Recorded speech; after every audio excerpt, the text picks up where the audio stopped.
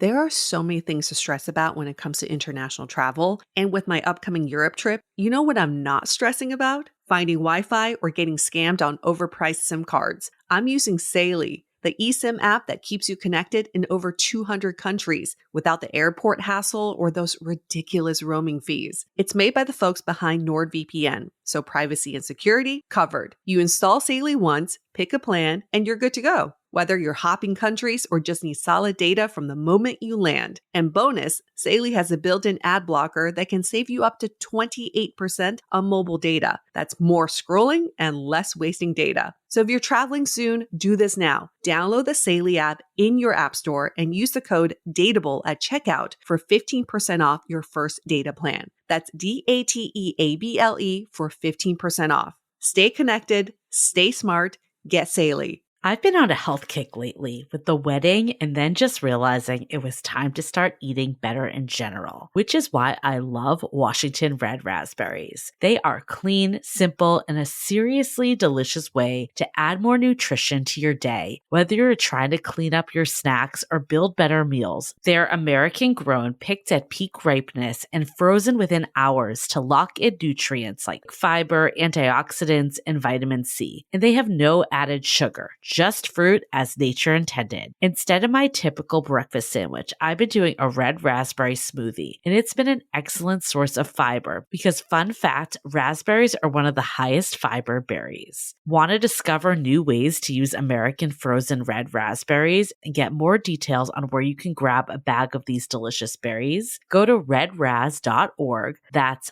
REDRAZZ.org. You'll find recipes, health tips, retail locations, and everything you need to make frozen Washington red raspberries a regular part of your routine. And don't forget, look for Product of the U.S. on the bag. Some of my favorite products made with Washington red raspberries are Costco Kirkland Signature 3-Berry Blend, True Fruit Hyper Chilled Chocolate Covered Raspberries, milk or dark, or Smucker's Raspberry Jam, peanut butter and raspberry Uncrustables. Hi, I'm Yue Xu. And I'm Julie Krafchick. We're active daters turned dating insiders. Here to dive into everything modern dating and relationships. Welcome to Dateable.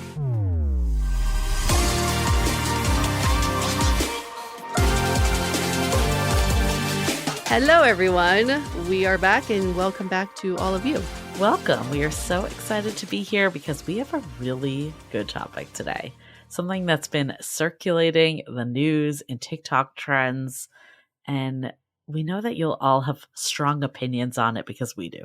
Do you feel like TikTok now is the trendsetter for all things dating? I think it's the trendsetter for a lot. I actually went to this event last night at Manny's where we did an event, and it was about food influencers in restaurants. And it was basically like the debate of like, you know, there was this whole drama in San Francisco that went viral about a mini influencer that like basically like was treated poorly by a restaurant, and then the influence took him down basically because of the way he was treated. So there was this whole panel just about the two sides, and the journalist was from the SF Standard, which is newspaper traditionally, now obviously website. And she asked the audience if they thought like journalism or TikTok was more influential. And I raised my hand on TikTok because I think so. Because people don't really trust journalism. No. They don't trust the news, yet they trust TikTok. They trust like a total rando that has no qualifications on anything. It's like someone half their age to be like, yes, you should be drinking more, I don't know, Gatorade because it's better for your longevity. I don't know. It's strange to me that these influencers have so much power now. And that influencer story, I think, is very controversial in my eyes because she asked for a free meal and he was like, no, you're not big enough for me to give you a free meal. But I feel like that's a little entitled, right? To be like, I'm an influencer, so give me something for free. I think, though, that she had coordinated with his team and was there. Okay. So it wasn't like she just like popped in and was like, give me a free meal. I think they got in touch with her and was like setting up a whole collaboration. I mean, I think though his reaction to it was pretty bad to be like, oh, you only have 30,000 followers. You're a nobody. Like, that's pretty brutal. I don't That's know. It's like a terrible. sad state of the world if we're judging people based off their follower count, in my opinion. It is because you also back in the day you're treating everyone well because you don't want them to leave a bad Yelp review, Right. and you don't know how many people they have following their Yelp account, like could be nobody. I know. And we did a cross promotion, I guess. I don't know if that's the right word, but we were on their podcast. They were on our podcast with Mhm. Jared and Jordana from the You Up podcast. And we actually had a bit where we were talking about TikTok and like the influence on dating and how, clickbait tends to be more negative or more extreme. And that's the stuff that goes viral and how this was contributing just the overall kind of anger and disgust in the dating world right now. So I personally have a lot of opinions on date talk or whatever the dating section of TikTok is and how maybe it's influenced things for the worse. But Yeah. I'm excited to dive into this date them till you hate them mentality that we're going to talk about. Yes, and if you don't know what that is, quickly Google it because we don't want to give too much away until we start talking about it. Before that, we want to address an email we got, and this is all very much related because in this era of short form content, it is very hard sometimes for us to convey all of our thoughts in like a 30-second or 90-second video, and some of the videos may not have the full picture. So we'll acknowledge that. But we did put up a video a few weeks ago about how monogamy is not dead. And we did receive some feedback through an email from someone who said non-monogamy doesn't exactly mean casual relationship. Non-monogamy could have many different forms of committed relationships. So by equating non-monogamy to casual relationships, you're actually really looking down on some of these non-monogamous structures. And we totally agree. Thank you so much for that feedback. That was not our intention, especially in a 90-second video. It's really hard to convey all of that. I think he might have listened to the entire episode, actually. It Oh, wasn't okay. just a video. So while, yes, agree with you, a 90-second video is very hard to relay. Also, I think in longer form content, things can get misconstrued. And as soon as this email came in, I was like, okay, I know the lens we were thinking about it. We were thinking Yes. about it as like monogamous listeners, people that want monogamy. They want, to be in that type of relationship. And they're getting a bunch of people that either want hookups or casualness, or they want non-monogamy. And I think that or might have got conflated. And as soon as he said it, I was like, okay, own this completely. I see how maybe our intention of that lens might have been lost and that like distinction could have got overlapped. Yes, we were not clear about the distinction. Non-monogamy does not just mean casual relationships. What we really want to say is commitment is not dead. There's still people out there looking for commitment in however you want to define commitment in a relationship structure to be. And sometimes that could be a monogamous relationship or in a polyamorous relationship, open relationship. There are many different forms, but there is commitment in all those relationships, and does not mean that in today's world, nobody wants any of that commitment. There are still people who do. Right. And people are aligned with what you are aligned with. There is a whole, community of people that are poly, non-monogamous, and that's amazing. Like everyone can find the people that are in line with what they're looking for. And then people that are monogamous don't have to feel like there's no one left that's monogamous. Yes. There's also a cohort out there that's monogamous. So what we were trying to say is stay true to what you want ultimately. Like you don't have to feel like you have to like swift to whatever like you think everyone else is doing. Like you'll find your people eventually. Mm-hmm. Yes, but thank you for highlighting that. And I think if you're if you're one person who thought that, I'm sure there are Mhm. others who thought the same thing. So thank you for giving us the opportunity to clarify that as well. And I find this to be a very interesting period in our lives where I think the word monogamy is Yeah, probably shifting meaning as well. totally. You probably could have a non-committed monogamous relationship these days, Absolutely. right? Yeah. So now we just have to be extra clear about what Yes. we're trying to define. That's the takeaway, is that you absolutely 110 can be so committed to your partners in a non-monogamous relationship. We've seen marriages, we've seen people that have lifelong partnerships. So yes, 100% agree with that. So you Okay. can gain clarity. You can talk it out. You can be very communicative, like we're trying to be right now, or you can experience this new dating trend, which it's sort of the opposite. So, Julie, what do you think about this whole date them until you hate them trend? I don't know. Is this a brilliant strategy or a complete cop out? It's a TikTok trend. And the idea is just emotionally disconnect. Get into a relationship and ignore everything that annoys you about this person, all their habits, their red flags.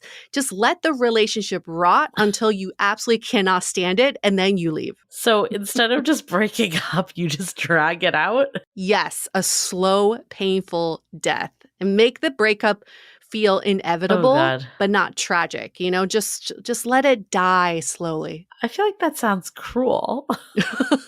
Like toxic and cowardly, not clever. Yeah, I mean, a lot of experts say that it's emotional sabotage. It prolongs the pain instead of just dealing with it. So again, like, why not just talk it out? Like, when there's a challenge, see if it's something you could take on together, or if not, then part ways. Definitely. Like we always say, communication overrides everything else. Communication is so much better than just avoiding and letting that love turn into resentment. The only pro I will give this Is there a pro? okay, the only pro I'll give it is that it's easier to move on when you are angry and dislike someone, I think, than when you feel like there's still hope in the relationship. So I'd say that's a pro. And then the only other pro I can think of is like you kind of gave it your all. Like you wrote it out until you realize, like, I really just can't do this with them. I think, though, maybe where those get conflated is this like rot and not talk to them and just like leave because it's helping you process versus like I gave it a try. Maybe it's the same outcome, but a different mentality. So I think if you're in the mentality of like, I'm going to date them until I either am like, yes, this is my person, or nope, not for me. I think that to me is like a better approach than like, let me just date them until I hate them so it's easier for me. Take it from me, as someone who got out of a relationship hating their partner because of the shitty things that he did to me. It is not the best way to end a relationship. Yes, it makes the moving forward so much easier, Yeah.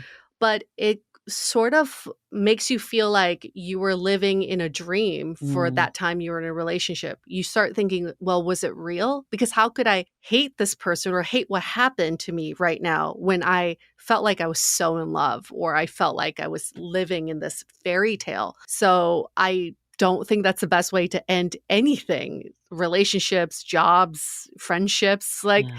you don't want to end up hating the person who you thought about every day, the person that you really respected for so long. Yeah, I can see that too. I mean, this trend, the TikTok creator, I guess, that started it, was saying that she left a long-term relationship by emotionally withdrawing. So she really focused on all her partner's flaws, and the relationship's decay like fueled her resentment until she felt no more attachment to it. Okay. So, I mean, I guess like to me, if it's a long-term relationship and you're like letting it like go this way, like why not just cut it earlier? Like if you're at the point that you're like, I hate this person, all of their flaws are just too much and we're not aligned, like why keep going until you get to that point of like utter hate? I'm going to get so gross right now. This is just sorry.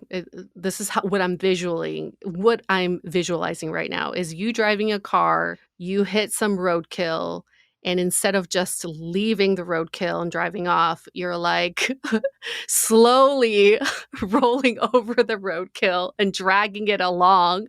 And you're going at a slow speed so that the roadkill slowly dies. To me, it's like, yes, the roadkill eventually dies, but also you are slowing yourself down. This is such a drag for you, too. You're expending gas and energy and time on just trying to kill this roadkill when you could be on your way to something much happier. Well, that's a really good point, because I guess if the point of this approach is that you basically like hit this place of like pure disgust or hate, that the breakup feels natural and painless over like a painful loss, but like aren't you just prolonging your pain like until you get to that point? Yes. Like I feel like either way you're going to have pain. Absolutely. The hateful pain is worse, isn't it? Hate is still pain. I want to dive into this even more, but before we do, let's take a quick break to hear from our partners. Fall is in full swing, and it's the perfect time to refresh your wardrobe with pieces that feel as good as they look. And luckily, Quince makes it easy to look polished, stay warm, and save big without compromising on quality. Now, Quince has all the elevated essentials for the fall. Think 100% Mongolian cashmere from $50, washable silk tops and skirts, which I have many of, and perfectly tailored denim, all at prices that feel too good to be true. Why? Because they partner directly with ethical, top-tier factories, and they cut out the middleman to deliver luxury quality pieces at half the price of similar brands. I think Quince has become my one-stop shop. They're just pieces that I keep reaching for over and over again. And one of those pieces are my linen pants. They're just like the perfect transitional piece from summer into the fall, which is so great for here in LA. Keep it classic and cozy this fall with long-lasting staples from Quince. Go to quince.com/dateable for free shipping on your order and 365-day returns. That's QUINCE.com/dateable to get free shipping and 365-day returns. Quince.com/DATEABLE. I also feel like, I mean, look, if you want a real long-term committed relationship, whether you're poly or monogamous, I'll put that out there. There you go. Great. Thanks for clarifying. You have to confront conflict. You can't just run away from it. And this is important whether you're breaking up with someone or you're just resolving conflict in a relationship you want to stay in. So my take is like, if you know someone isn't right, just have the breakup convo, because this is good practice to like have these difficult convos instead of just running away. You're just like being a coward and not getting that like practice, right, of having the hard convos. Yeah. Brings us back to the question, what are you getting out of this by dragging this out? You're not growing your communication skills. You're not growing your relational skills. You're certainly not happier because it sounds like you're building resentment. What are you benefiting from it? We always say address everything before it becomes a resentment. When it becomes resentful, that's almost when it's a little late, because it just means that you've let it build up for so long. But this advice or this trend is so opposite of everything we've ever talked about. It's like, build that resentment into the biggest mountain you can possibly build it into, and then have it come crashing down on you. You are also at the bottom of that mountain. Like, you are definitely not benefiting from any of this. This is another reason why TikTok is ruining dating, because it sounds super catchy. Date him till you hate him, you know, and it's clickbait, it's virality, it has all of those, you know, measures, but it's not at the root getting to like what relational skills are. It's pushing people away and keeping us in this like me versus you mentality. Just think about like if someone you were with was staying in this relationship with you for years, so it could be easier for them to leave it because they hated you by the end and they were so disgusted by all your quirks and habits, and then they could just be like, peace, I'm moving on, and they wasted 2 years of your life knowing there was no future with you. That is one of the cruelest things you could possibly do to another human being. Yes. And to yourself. I think this is so much torture on yourself. If I had to sit through a relationship where there were, even let's just go super trivial, something that really annoyed me about my partner. Maybe it's like the way that they put their shoes in the living room and instead of at the front door. I don't know, just an example. If I had to live with that, instead of addressing it, which is so simple, Right. can you please put your shoes at the door and not in the living room? If I didn't address it and I just let this fester, and every day I come home and I just see the shoes, and I just see the shoes and I relate it to him and relate it to how much I hate him, how am I supposed to feel good mentally? Like my Yeah. mental health would be degrading. So the other alternative perspective, because this honestly, when you first sent this over to me, I kind of thought this was like a catchy way to say this alternative contrasting view of like basically keep dating someone until you're completely sure they're not a good fit. Mm. And I think there actually is a lot of merit to that. Mm-hmm. And when I found out it was basically to make it easier for you and just rot away, I was like, wow, this is not what I thought, but good conversation nonetheless. But I do believe this, like, date them. Maybe it's not date them till you hate them. That's not the right word, but like date them till you know them, maybe not as catchy again, but something that like gives you a thorough assessment before ending a potentially good relationship. That could be valuable because I think when you first start dating someone, you either don't give them enough of a chance because we're expecting this instant spark or all the traits we thought we needed, or you see them at their best behavior and then over time they reveal themselves the other way. So I think over time is really what we need. We talk about this in our book, How to Be Dateable, the expectation of love on demand, how that's really hurting our chances of growing, healthy, fulfilling partnership. I think having that extra time could actually be in your favor to give people a little more. Why is it that there's so many relationship tropes out there about how the longer you are with someone, the more annoyed you would be by them? Like I watched a video the other day that was like, marriage is accepting the way your partner breathes for the rest of your life. Like, why are we normalizing that? That apparently everybody who is always around each other is just going to get more and more annoyed. Of course, there are going to be little annoyances, but the annoyances don't need to build up. You start to build up tolerance and understanding and compassion and love. Why are we like, I think it's because it's so funny to talk about stuff like that. Like, oh yeah, we've been married 50 years and we can't even be in the same room together because we're so annoyed by each other. Like, that's not cool. Why be in a relationship in the first place? I do think though, like I mean, I agree. Like, I think you start to like appreciate each other's quirks or let them go and realize like this is who they are. I agree with you. It doesn't build necessarily over time more and more. That doesn't seem like a healthy partnership. But I do think there is something to the first couple months. You kind of have those rose-colored glasses and think this person is like the most amazing person ever a lot of times. And then you start to see the quirks and annoyances because they're a human and everyone does things. Like, I know I do things that annoy my partner. I'm absolutely aware of what those are. And some of them you can control and some of them you can't, like snoring, for instance. It's like, I can only do so much.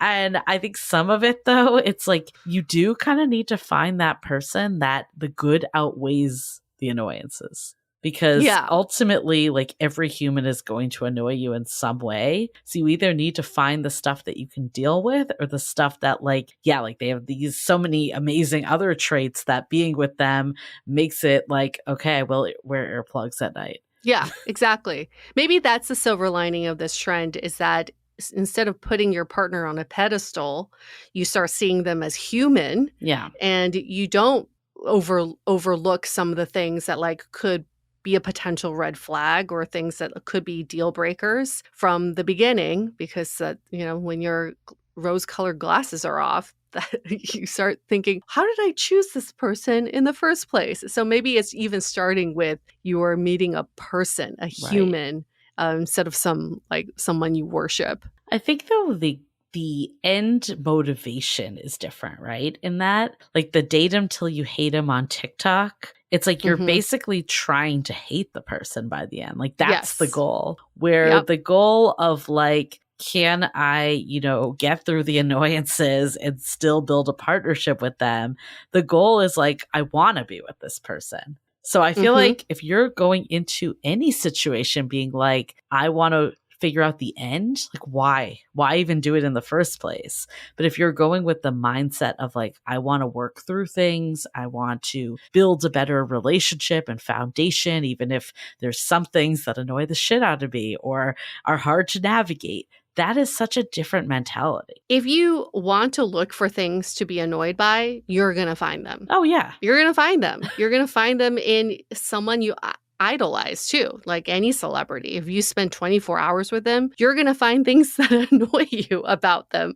Let's be totally honest here. So why go into that with that? We call it like the red flag hunt, because if you're going to hunt for red flags, you're always going to find them. But just see them as human and take in the information and start to build that understanding. This is the word that I lacked in earlier dating. Was I didn't seek to understand my partners. I just went in judging them, evaluating them, or even trying to achieve something with them. I did not go in with the feeling of like, I really want to understand how this human became the way they are. Right. Why they're acting in this way. I want to understand that, and why they're saying the things that they do. That puts everybody at the human level. And it no longer makes you feel like, oh, I'm being nitpicky or I'm putting them on a pedestal. Like, we're just trying to understand. Okay, so if we're going to grade this trend and approach on an A through an F, what would you give it? Okay. In terms of catchiness of title and concept, I give it an A+. It's very catchy. Even the news has picked it up, so you know that there's the news, they're lacking things to report on. Yeah. But as an idea to make humanity better, it's like an F- in my eyes. Oh Julie? my God. Yeah, I mean, again, the only redeeming part is probably not the real definition of it, is this part of like, let me try to make it work. But that's not really what this is saying. So I'd go with an F with you. I'm on the fail. Yeah. Fail. Yeah. Hard. Very. It doesn't, I don't know. I think all of these things, like we talk about how people ghost and they have no humanity anymore. And it's just like treating people so disposable and like it feels, it's cowardly. I think that's the one word that comes to mind for me. And cruel. It is cruel to lead someone on for a long period of time when you have no intention of being with them because you are just too afraid to have a conversation and break up with them. Yeah. Yeah. You certainly don't want to be on the receiving end of that. No. Knowing that you're being judged every day to see how annoying you are. Right. I also feel like with anything, it's like, look, do you want a Band-Aid and just like rip it off and it's going to hurt, but it's going to be over quickly?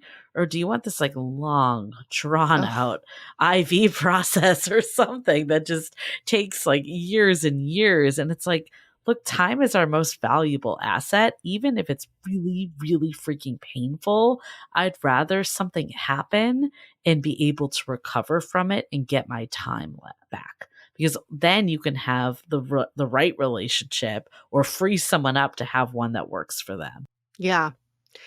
I'm sure there's research to support this. I will do some research myself, but I bet you the longer a divorce takes, the more the hatred grows. Oh, totally. Right?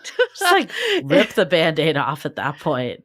Just get it over with. It's like, how do you make this as smooth as possible and just move on? Both parties just move on. Or don't get into it in the first place. Yeah. If you know that that's the ultimate ending. Just don't start. Don't date someone with the mentality that you're going to keep dating them till you hate them. Just don't do it. Don't get your dating advice from TikTok. And I'm not, look, I'm saying that as people that have, you know, in my opinion, we have done our 10,000 hours and we have looked at a lot of research and talked to a lot of really credible people and done our own work and wrote a book about this topic. So I do believe we're credible. I'm not saying it just for that, though. Even if you choose never to listen to our podcast or other podcasts out there, or, you know, therapist work or people that know what they're talking about, just don't go to TikTok for your dating advice. Please. Do nothing please. over go to TikTok for your dating advice. Please. Oh, It's the blind 100%. leading the blind. It really It is. truly is. Yeah. Don't go to TikTok for anything, any Other sort of than advice. entertainment. Purely, it should be entertainment only. Please. Beg you, Gen And Z. it's kind of sad that like the news is getting their news from TikTok trends. It's kind of sad to Right. me, but Yeah, also not I mean- surprising. No, because we're also doing the same thing. Right. Yeah. Yeah, we're Yeah. talking about it, but But we're going to kibosh it. This is a trend that needs to die. We're actually just going to kill it now instead of letting it drag on. So, killing this trend. yep, we're done. Bye. We're done talking about it. All right. Awesome. Well, make sure if you want good dating advice to subscribe to Dateable. And our long form podcast drops every Tuesday. And then you can come back to hear these recorded on Sundays and then join us live on YouTube every Tuesday as well. So Tuesday is the main Yay. day. I didn't even think about it that way. All right. Okay. Awesome. And of course, pick up How to Be Dateable, our book full of, insight that's going to help you build relational skills and become a better human being in the process of dating to yourself and to Yes. others. So if you're on the same page of I don't even want to say the name. I'm not going to even say the name of the trend. If you don't, It's already dead. It's already done. It's already done. If you want to be a better dater, that's the place to go, not TikTok. Go to howtobedateable.com and we'll see you all back here next week. Bye.